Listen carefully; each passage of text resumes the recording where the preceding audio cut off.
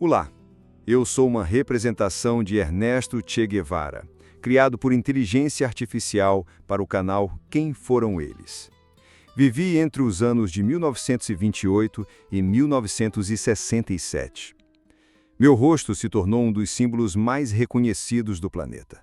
Um ícone de rebeldia estampado em tudo, desde bandeiras de protesto a produtos de luxo. Mas um símbolo é uma simplificação. E minha vida foi tudo, menos simples. Permitam-me contar a história do homem por trás do rosto.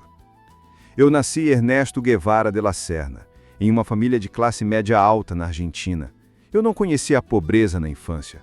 Pelo contrário, fui cercado por livros, por poesia, por jogos de xadrez. Eu sofria de uma asma terrível que me perseguiria por toda a vida. Mas isso não me impediu de me apaixonar por rugby e por aventura. Eu era um intelectual inquieto, com o desejo de ver o mundo, e foi o que eu fiz. Em 1952, com meu amigo Alberto Granado, eu subi em uma velha motocicleta, La Poderosa 2, e parti para uma viagem que mudaria tudo. Não era uma viagem de turista, era uma imersão na alma nua da América Latina. Eu vi a majestade dos Andes e as ruínas dos Incas, e vi a outra face, a exploração brutal dos mineiros no Chile, a miséria abjeta dos camponeses no Peru e a colônia de leprosos de São Pablo, onde vi a solidariedade humana em sua forma mais pura. Eu entrei naquela viagem como Ernesto, um jovem aventureiro, e saí dela como Che, um homem com a alma em chamas, convencido de que a América Latina era uma única nação, doente e oprimida, e que a única cura para ela era uma revolução. Minha politização se cimentou na Guatemala. Lá, eu vi um governo democraticamente eleito, liderado por Jacobo Arbenz, tentar fazer uma reforma agrária para dar terra aos camponeses. E vi a CIA, em nome dos interesses de uma companhia de frutas americana, orquestrar um golpe de Estado e destruir aquela esperança. Ali eu aprendi uma lição final. O imperialismo não dialoga. Ele impõe. E a única resposta à força é a força. Foi no México que meu destino se cruzou com o de Fidel Castro. Ele era um advogado cubano exilado, planejando o impossível: invadir Cuba com um punhado de homens e derrubar a ditadura de Fulgêncio Batista. Naquela noite, em um pequeno apartamento na cidade do México, conversamos por horas. Vi em Fidel um líder, um homem de ação que compartilhava da minha fúria. Juntei-me à sua causa. Eu era o único não cubano em sua expedição. A invasão, a bordo do iate Grama, foi um desastre. Fomos descobertos, massacrados.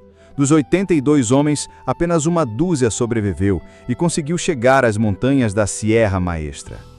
Parecia o fim, mas foi o começo. Na Sierra Maestra, por 2 anos travamos uma guerra de guerrilha.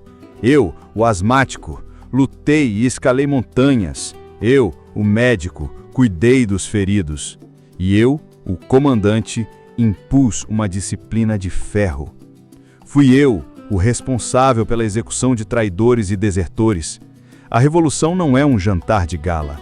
Ela exige uma dureza que muitos não compreendem. Para que o homem novo pudesse nascer, o homem velho, com suas fraquezas, precisava morrer.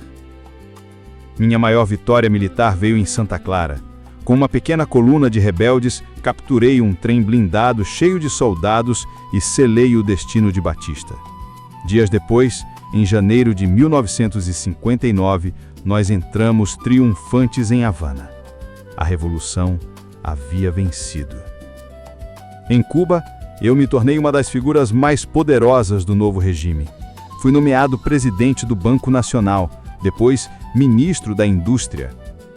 Fui eu o responsável pelos julgamentos revolucionários na Fortaleza da Cabanha, onde centenas de agentes do antigo regime foram executados. Eu não peço desculpas por isso. A justiça revolucionária é severa, pois a injustiça que a precede é ainda mais. Eu tentei industrializar Cuba, criar um homem novo, um cidadão movido não pelo ganho material, mas pela consciência moral e pelo dever.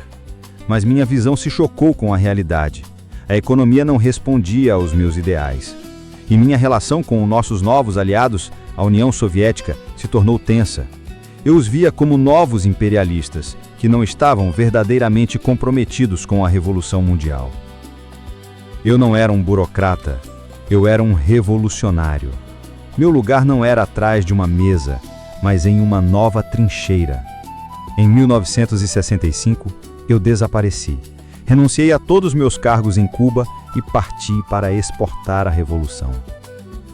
Minha primeira parada foi o Congo, na África. Foi um fracasso. A realidade tribal e a falta de disciplina dos rebeldes era um obstáculo intransponível. Saí de lá frustrado, convencido de que precisava de um novo campo de batalha. E escolhi a Bolívia. A Bolívia seria o coração de uma nova revolução continental, mas foi a minha sepultura. Fui traído. O Partido Comunista Local nos abandonou. Os camponeses que eu vim para libertar eram desconfiados e nos denunciavam ao exército. Meu grupo de guerrilha ficou isolado, caçado, morrendo de fome na selva. Em 8 de outubro de 1967, fomos cercados. Lutei até minha arma ser destruída. Fui ferido e capturado. Me levaram para uma pequena escola no vilarejo de La Higuera. Eu sabia que meu fim havia chegado. No dia seguinte, um sargento boliviano, treinado pela CIA, entrou na sala. Eu olhei nos olhos e disse minhas últimas palavras. Sei que você veio para me matar. Atire, covarde. Você vai matar apenas um homem. Eles mataram o homem, mas não conseguiram matar o símbolo. A foto do meu corpo exposto como um troféu, com os olhos abertos, parecendo um Cristo deposto, correu o mundo. E, ironicamente, foi a minha morte que garantiu a minha imortalidade. Então quem eu fui? Um herói que lutou pelos oprimidos? Um monstro de coração frio que matava por uma ideologia? Um aventureiro romântico? Um idealista ingênuo? Eu fui todas essas coisas. E fui um homem que escolheu seu caminho. O caminho da revolução total.